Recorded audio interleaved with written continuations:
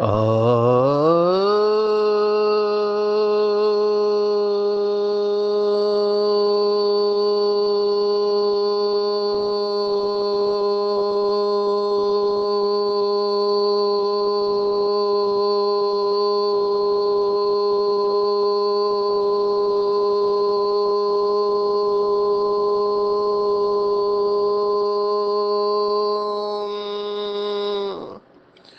शांति। आज 10 अप्रैल 2025 भारत में सद्गुरुवार है। Today is 10th April 2025 and it's Thursday in Bharat. आज की मुरली का जादुई रहस्य स्वयं को प्रेरणा देने के लिए magical secrets of today's Murli for motivating the self. आज इस समय मैं मधुबन में हूँ। वैसे आज 8 तारीख है। 8 अप्रैल को मैं 10 तारीख की मुरली रिकॉर्ड कर रहा हूँ। आज विशेष दिन ही कहेंगे क्योंकि यज्ञ की सबसे पुरानी फाउंडेशन की आत्मा हमारी परम आदरणीय दादी रतन मोहिनी जी ने अपना पुराना शरीर त्याग कर बाप दादा की गोद में चले गए। मधुबन में सुबह मुरली क्लास के पहले ही इसका अनाउंसमेंट किया हमारी आदरणीय शारदा बहन जी ने। आज और कल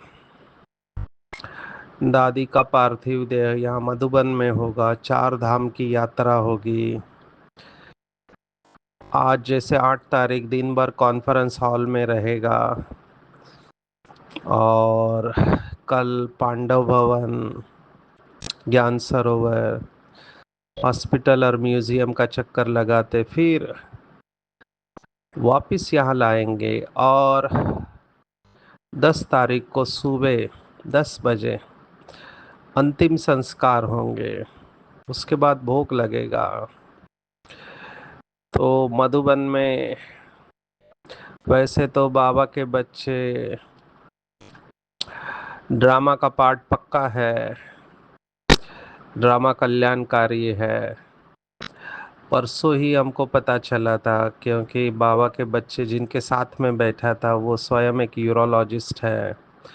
उनको बुलाया गया था तो उन्होंने मुझे बताया दादी की तबीयत ठीक नहीं है, तो उनको हमने डायलिसिस के लिए भेजा था।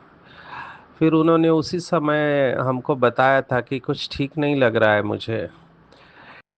तो हमने कहा ड्रामा जो भी होगा अच्छा ही होगा। सभी ने योग भी किया, मीटिंग वाले भाई बहनों ने, क्योंकि इस समय हमारे दोनों वरिष्ठ, एक तो दादी आदि रतन और सेवा के आदि रतन ब्रिजमोहन भाई जी, वो भी अहमदाबाद में है। तो फिर डायलिसिस के बाद रात को 11 बजे लेकर गए और तभी भी पता चला कि सीरियस है। तो आज सुबह 1:20 पर दादी ने अपना पुराना शरीर त्याग कर दिया। बहुत सारी दादी की बातें मुझे याद आ रही है। यूथ विंग की चेयरपर्सन और इतना फोर्सफुल बोलने वाली इतने उम्र में मैंने दादी की विशेषता देखी। अथक और एकदम परफेक्ट यूथ विंग की चेयरपर्सन बनाया था, क्योंकि उसी उमंग उत्साह से दादी मुरली भी पढ़ती थी और कॉन्फ्रेंस में दादी के महावाक्य भी सुनने का मौका मिला, पालना मिली है। तो हम सब दादी को याद करते हैं, उनकी विशेषता को, क्योंकि यज्ञ में एक ही आत्मा है। मुझे नहीं लगता इसके बाद कोई आत्मा होगी जो स्थापना से 89 ईयर्स तक, माना अगर 100 साल का संगम युग है तो 89 ईयर्स तक कोई भी आत्मा हो नहीं सकती जो यज्ञ में 89 ईयर्स तक बाबा के साथ रही हो। साकार पार्ट, अव्यक्त पार्ट और उसके बाद वाला भी पार्ट दादी ने देखा। तो ऐसी महान आत्मा को बहुत बहुत दिल से हम श्रद्धा सुमन अर्पित करते हैं। आज की मुरली के ऊपर आते हैं। आज की मुरली पूरी वैल्यूज के ऊपर है। मुझे तो अंदर से ऐसी प्रेरणा आ रही है, क्योंकि जिस तरह से हमने कुछ इंसिडेंट्स देखे अभी, तो मुझे लगता है कि मेरा व्यक्तिगत अनुभव है कि जितने दिव्य गुण हमारे अंदर आते जाते हैं, तो हम श्रेष्ठता का अनुभव करते हैं, दिव्यता का अनुभव करने लगते हैं। मतलब परसेंटेज में भी आ गए तो भी। और ये दिव्य गुण धारण करना मासी का घर नहीं, क्योंकि बहुत क्लैरिटी चाहिए, इसमें स्पष्टता चाहिए। तो मुझे ऐसा विचार आ रहा है कि सभी को मैं 36 गुणों के ऊपर सेशन लो, ये लैंडमार्क होगा, क्योंकि बहुत इसके ऊपर चिंतन हुआ है। तो अगर कम से कम 500 भाई बहनें तैयार हो जाते हैं, तो हम इसके ऊपर आधा घंटे का सेशन लेंगे, ऐसा मेरा विचार चल रहा है। आप में से जो समझते हैं तो हम इसकी शुरुआत कर सकते हैं। दूसरा मुझे जो थॉट आया वो है मेंटल वेलबींग के ऊपर, मानसिक स्वास्थ्य के ऊपर भी सेशन कंटिन्यूस लेने चाहिए। क्योंकि जिस तरह से मुझे मैसेजेस आ रहे हैं, फीडबैक आ रहे हैं, ये मानसिक स्वास्थ्य गिरता जा रहा है। पता तो था कि ये होने वाला है, ऐसे नहीं कि शॉक लग रहा है, पता था, लेकिन इतना ड्रास्टिकली होगा, माना इतना तीव्र गति से पतन होगा, ये नहीं समझ में आया था। अभी समझ में आ रहा है। तो मुझे लगता है हमारी जिम्मेवारी है कि लोगों में जागरूकता पैदा करें। वैसे 8 घंटे का सेशन होता है मेंटल वेलबींग में, जिसमें जो प्रमुख बीमारियां हैं और मानसिक स्वास्थ्य के प्रति हमारा क्या दृष्टिकोण होना चाहिए, वो हम टच करेंगे। अगर लोगों को इंटरेस्ट है तो हम जूम मीटिंग के द्वारा इसमें मिलेंगे। आज की पूरी मुरली आंख खोल देने वाली है। लेकिन वही बात है कि सभी की बुद्धि उतनी स्वच्छ नहीं है। नंबरवार थे है और रहेंगे बाबा के बच्चे। एक मुरली में बाबा ने कहा था कि बाबा चाहता है कि बच्चे नंबर 1 बने, लेकिन फिर भी बच्चे नंबरवार बन जाते हैं। मुझे यहाँ पर श्रीमद् भगवत गीता का अध्याय याद आ रहा है, जिसमें चौथे अध्याय में भगवानुवाच है कि ये नंबर कैसे बनते हैं। ये विराट रूप का जो वर्णन है, जिसके ऊपर झगड़ा होता है लौकिक दुनिया में, कि वो कहते हैं कि आपकी भगवत गीता वर्ण परंपरा को जन्म देती है, माना कोई ऊंच है और कोई नीच है। तो वहां पे तो ब्राह्मण और शिव बाबा दोनों को निकाल दिया है। देवता, क्षत्रिय, वैश्य और शूद्र, ये 4 वर्ण बताए हुए हैं। आ, लेकिन अगर वो श्लोक आप पढ़ो, चौथे अध्याय का 13वां श्लोक, 13 वर्स ऑफ 4th चैप्टर, चातुर्वर्ण्यम मया सृष्टम, माना 4 वर्णों की रचना मैंने की है। मैंने सृष्ट रचना की है 4 वर्णों की। गुण कर्म विभागशा, वो पहला शब्द पकड़ते दूसरा छोड़ देते हैं, क्योंकि ये रचना किस आधार पर हुई है? ये रचना गुण और कर्मों के आधार पर हुई है, ना कि जन्म के आधार पर। तो जन्म आपका कहीं पर भी हुआ हो, जैसे शास्त्रों में देखो, व्यास को कहाँ पर जन्म दिखा है जिसने सब शास्त्र लिखे हैं? तो उस हिसाब से देखा जाए तो शूद्र के परिवार में। लेकिन आज हिंदी में हर स्टेज को व्यासपीठ कहते हैं। जहाँ पर प्रोग्राम होता है उसको व्यासपीठ, संस्कृत का शब्द है।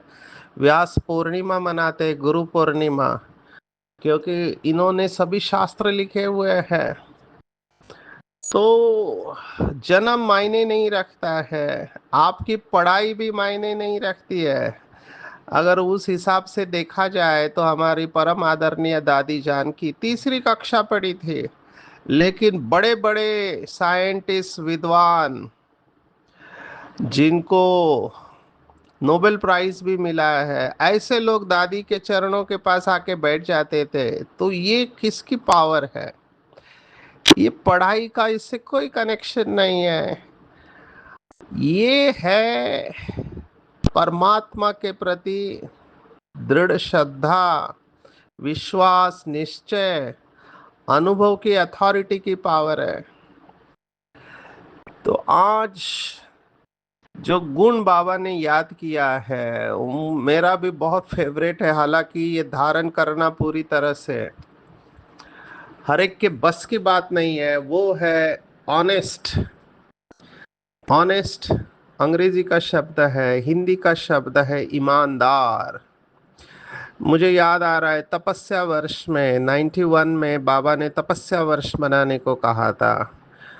तो उस समय बाबा ने इसके ऊपर पूरी मुरली चलाई थी। मुरली का टाइटल ही भूलने वाला नहीं है कि हर कर्म में ऑनेस्टी का प्रयोग करना ही तपस्वी बनना है।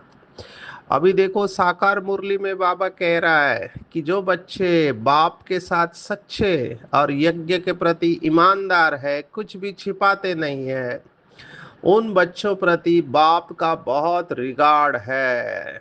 देखो भगवान रिगार्ड दे रहा है, सम्मान दे रहा है, कितनी बड़ी बात है। ये आजकल जो अवार्ड का फैशन निकला है, हर एक को अवार्ड बांटते रहते हैं और कई जगह पर तो मैनेज किए जाते हैं, माना धन दे के अवार्ड लेते हैं। अभी ये ठीक है, हर एक की चॉइस है अवार्ड कैसे लेना है, हम उसमें नहीं जाएंगे। मुझे बाबा के महावाक्य याद आ रहे हैं कि ये डायमंड जुबली की मुरली चली थी कि व्यर्थ और निगेटिव को अवॉइड कर परमात्मा अवार्ड लेने के पात्र बनो। बहुत सुंदर मुरली महावाक्य है कि अगर परमात्मा से अवार्ड लेना है तो व्यर्थ और निगेटिव को अवॉइड करो, मना टाल दो। अभी मुझे समझ में नहीं आता है कि लोग झगड़ा करने पे क्यों उत्सुक होते हैं। ये झगड़ा करना मुझे ऐसे लगता है, मेरा व्यक्तिगत ओपिनियन है, समझ की कमी है। जिसके अंदर विजडम होगा, समझ होगा, वो अपनी एनर्जी कहीं पर भी वेस्ट नहीं करेगा, ऐसे मुझे लगता है। क्योंकि मैं ये लेसन बहुत हार्ड वे में सीखा हूँ, क्योंकि मैं भी स्टेज से जा चुका हूँ। मुझे संस्कृत के भाषा बहुत सुंदर लगती है। संस्कृत में एक सुभाषित है, सुभाषित माना अच्छे वाक्य, जिसको गुड थॉट्स कहते हैं।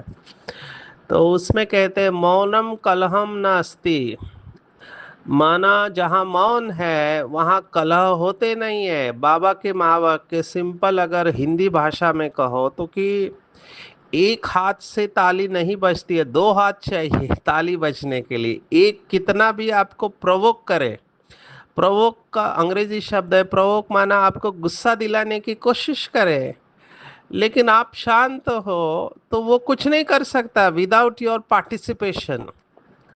और मैं अपने अनुभव से कहता हूँ कई लोग हमको प्रोवोक करने की कोशिश करते हैं, लेकिन हमारा पार्टिसिपेशन ही नहीं है तो वो कुछ नहीं कर सकते।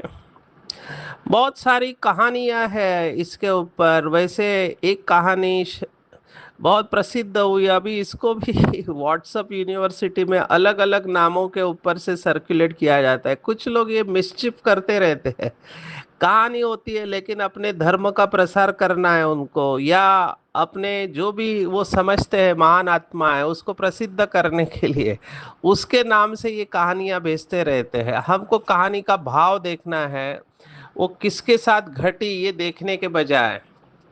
तो ये प्रसिद्ध हुई बुद्ध के साथ में कहानी कि एक व्यक्ति का उसके ऊपर बहुत गुस्सा था। तो जब वो प्रवचन देने आए थे तो एक व्यक्ति में गुस्से में आकर उनके ऊपर थूक दिया। अब ये बहुत अपमानजनक है, किसी को थूक दिया, लेकिन बुद्ध बिल्कुल शांत रहे। और बुद्ध ने केवल इतना पूछा कि और कुछ कहना है। उसे समझ में नहीं आया, वहां से थूक कर चला गया। दूसरे दिन वही आत्मा जिसने थूक दिया था वो रोते हुए आए, क्योंकि उसको जाके पश्चाताप हुआ कि मैंने ऐसा कर्म किया कैसे। This is very logical. जो भी गुस्सा करते हैं उनको बाद में पश्चाताप होता है कि मुझे ऐसा बोलना नहीं था, लेकिन आवेश में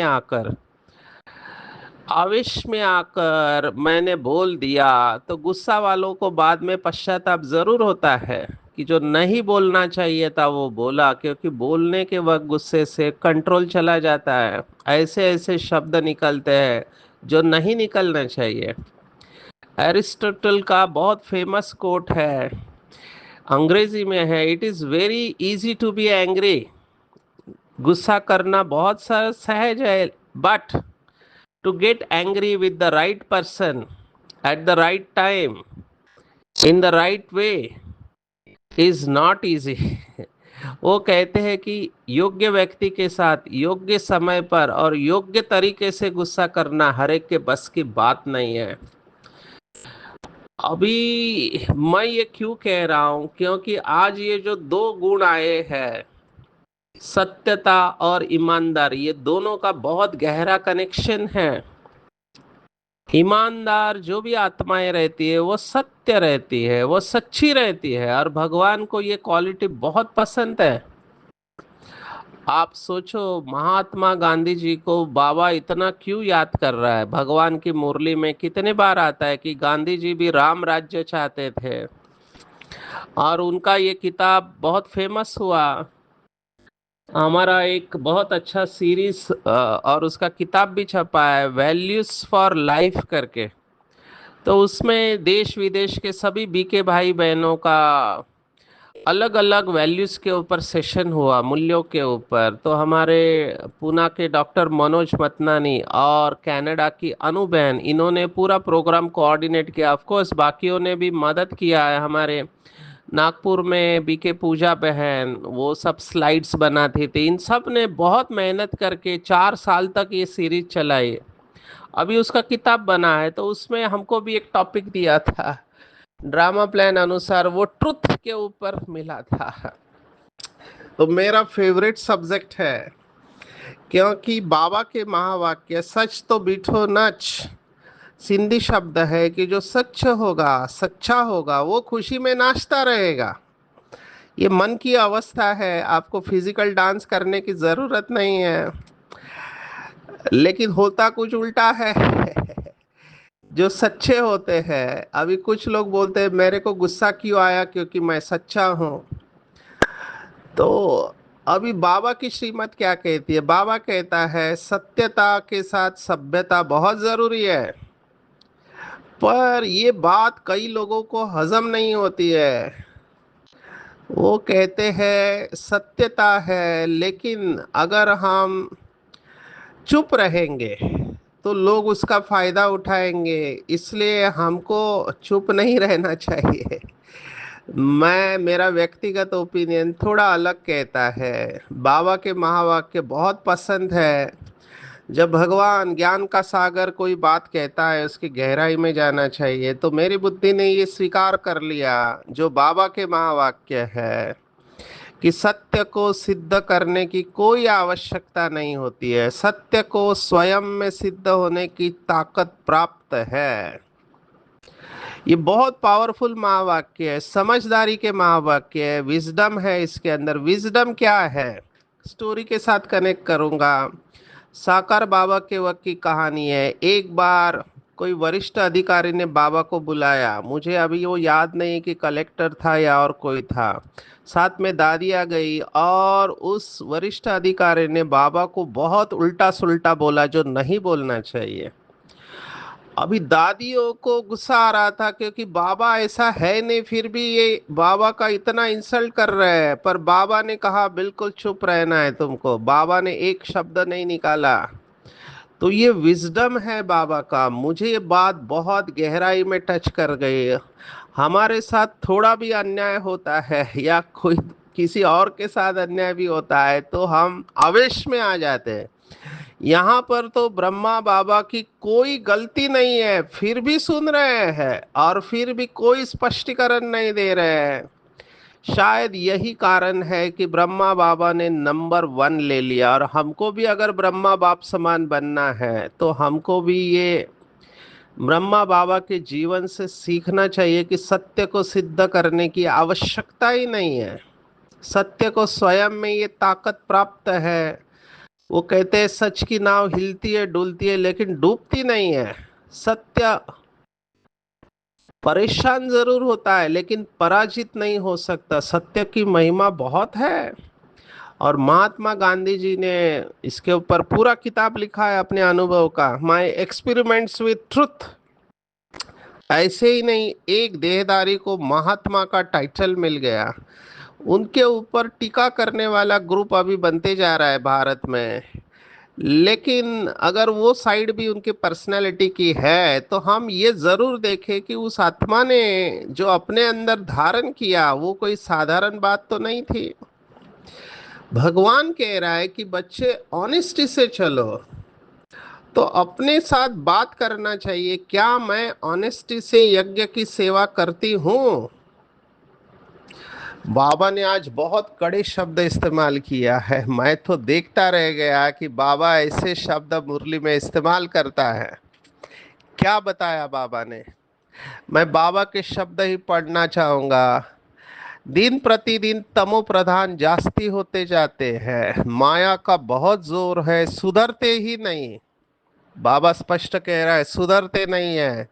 बच्चों को समझाया जाता है रात को सारे दिन का पोता मेल निकालो कि क्या किया। हमने भोजन देवताओं मिसल खाया या आसक्ति में खाया। हमारा एक भाई भोजन के ऊपर सेशन लेता है, वो कहता है दबा दबा के खाते, पेट फटने तक खाते हैं। आसक्ति से खाया या देवता है जो थोड़ा लेते हैं। चलन कायदे सिर चली या अनाड़ियों विसल। ये बाबा देखो ऊपर से देख रहा है। कई लोग मुझे कहते हैं बाबा कुछ करता नहीं है, इतना सब गड़बड़ हो रहा है। मैंने कहा आप क्या बनना चाहते हो, तो बोला हम तो राजा बनेंगे। मैंने कहा फिर बनो, आपको किसने रोका है। अगर कोई राजा बनना नहीं चाहता है हम उसके पीछे क्यों पड़े। बाबा ने कहा अगर पोता मेल नहीं रखेंगे तो उन्नति नहीं होगी। बहुतों को माया थप्पड़ मारती है। लिखते हैं आज हमारा बुद्धि योग फलाने के नाम रूप में गया, आज यह पाप कर्म हुए, ऐसा सच लिखने वाला कोटों में कोई है। माना बाकी लोग झूठी लिखते हैं या बोलते हैं, मैं तो इस तथ्य पर पहुंच चुका हूं क्योंकि बहुत लोग बहुत झूठ बोलते हैं। वैसे मेरा फील्ड है एडिक्शन का काउंसलिंग, और ये नशा करने वाले भी बहुत झूठ बोलते हैं। लेकिन बाकी लोगों में भी मैं देखता हूँ कितना झूठ बोलते हैं लोग आजकल, अपनी इमेज अच्छा रखना चाहते हैं। बाबा ने आज बाबा ने आज उनको भी याद किया है। बाबा के शब्द ही मैं कहना चाहूंगा। बाबा ने कहा बाबा पुचकार देकर उठाते हैं। अगर थप्पड़ भी खाया गिरा है तो भी बाबा उठाने के लिए महिमा करते हैं कि तुम तो बहुत अच्छे हो, स्थूल सेवा में भी अच्छे हो। लेकिन बाबा जानते हैं कि सच बतलाने में बड़ी लज्जा आती है। उनके कर्म ऐसे हो जाते हैं जो बताने में लज्जा आती है। तो ऐसे कर्म करने का ही क्यों मुझे समझ में नहीं आता है जो करने से बाद में लज्जा आती है। लेकिन ये होता है, मनुष्य का ईगो होता है, अहंकार होता है कि वो सारी दुनिया को बताना चाहता है कि मैं बहुत अच्छा हूँ, मेरे जैसा कोई नहीं है। अभी ये मैंपन और मेरापन बहुत सूक्ष्म है। मैं तो अभी ये अनुभव कर रहा हूँ कि इसको जीतने के लिए बहुत गहरा अटेंशन चाहिए। कल मैंने अपना अनुभव सुनाया तो बहुत लोग मुझे पूछने लगे कि आपको भी ऐसा होता है। मैंने कहा मैं भी तो पुरुषार्थी हूँ, पर मैं ये स्वीकार कर रहा हूँ, बाबा को सच सच बताता हूँ, इसलिए बाबा की मदद मिलती है हमको। और बाबा वो संस्कार परिवर्तन करने में हमको मदद करते हैं।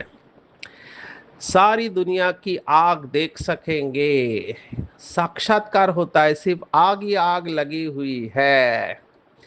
बाबा का शब्द मैं पूरा पढ़ना चाहूंगा।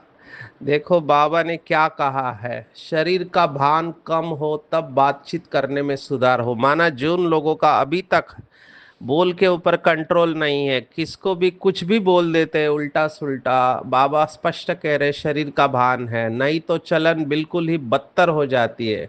क्योंकि शरीर से अलग होते नहीं है, देह अभिमान में आकर कुछ ना कुछ कह देते हैं। मैंने ऐसे लोग देखे हैं, ऐसे शब्द इस्तेमाल करते हैं, बाहर वाले करते हैं मैं समझ सकता हूँ, लेकिन बाबा के कुछ बच्चे जिनके अंदर बहुत गुस्सा है, रॉयल्टी नहीं है, वो सामने वाले का इंसल्ट कर देते हैं। हमको इससे बचना चाहिए, हम तो मनसा में भी दुख नहीं देना चाहेंगे। बाबा ने देखो क्या कहा, यज्ञ से बड़े ऑनेस्ट चाहिए। अभी तो बहुत अलबेले है, खान पान वातावरण कुछ सुधरा नहीं है, अभी तो बहुत टाइम चाहिए। सर्विसेबल बच्चों को ही बाबा याद करते, पद भी वही पा सकेंगे। अभी ये लाइन बहुत इंपॉर्टेंट है। बाबा ने कहा ऐसे ही अपने को सिर्फ खुश करना वो तो चना चबाना है। अब ये चना चबाना माना खुद की महिमा करना, बाबा का शब्द है मियाँ मिट्ठू बनना। कई लोग सेवा का मैसेज ऐसा बड़ा चढ़ा के सुनाते हैं कि जैसे इन्होंने दुनिया को जीत लिया। और दूसरे तरफ मैं ऐसे भी बाबा के बच्चे देखता हूँ जो बहुत सेवा कर रहे हैं लेकिन गुप्त है। अभी ये जो फेमस होने की इच्छा होती है, ये वन ऑफ द डोमिनेंट इच्छा होते है कि लोग मुझे पूछे, मेरा सब तरफ नाम नामाचार हो, लोग मेरी महिमा करे। हमको कुछ नहीं चाहिए, जब इच्छा मात्रम अविद्या है तो इसमें ये बात भी आ जाती है। तो बाबा कहते हैं अपने को खुश नहीं करना है, मेरे जैसी सेवा कोई करता नहीं, इसमें बड़ी अंतर्मुखता चाहिए, समझाने की भी युक्ति चाहिए। अंतर्मुखता फिर से आज बाबा याद कर रहे हैं। तो चेक करेंगे कहीं मेरे अंदर बॉडी कॉन्शियसनेस तो नहीं है। माया का ग्रहण व तूफान लगता है तो एकदम नीचे गिरकर पुर्जा पुर्जा हो जाते हैं। चढ़े तो चाखे प्रेम रस, गिरे तो चकनाचूर। थोड़ी सर्विस की तो अहंकार आ जाता है, गिर पड़ते हैं, हमने ऐसे देखे हैं। अभी एक आत्मा, इतनी सेवा किया मैंने देखा नशा मुक्ति की, लेकिन फिर अहंकार आ गया, मेरे जैसी सेवा कोई करता नहीं, मेरे को रेस्पेक्ट मिलना चाहिए, सम्मान मिलना चाहिए। आज बाबा का हाथ छूट गया। बहुत नम्रता का गुण धारण करना चाहिए, समझते नहीं कि बाप है साथ में धर्मराज भी है।